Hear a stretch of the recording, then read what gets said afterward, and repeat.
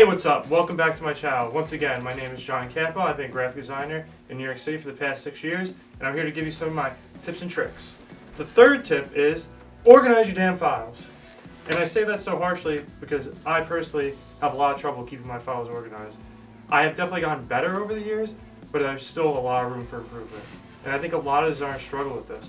But if you take a little bit of time, you could easily just keep yourself organized. It makes finding files in the future easier, and it just makes your whole life a lot easier. All that clutter that you probably love as an artist, which I do, is actually counterintuitive.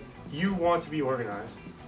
Personally, when I'm organizing things for me on my desktop, I like to break it up by genre. So like illustration, web design, logo design, photography. That's perfect for me, and that's just enough.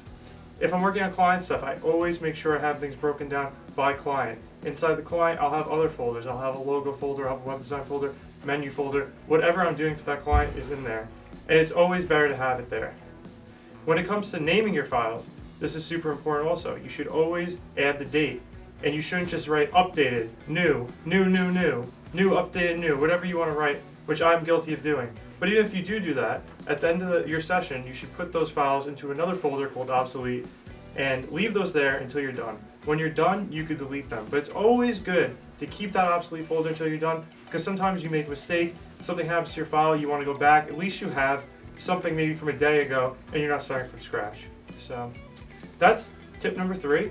I hope you enjoyed it, and I think it's another great tip just because I know that I personally struggle with it, and I'm sure there are a lot of designers that don't even consider that as part of things that you should be really taking care of. But it is, and I hope you get ahead of it early.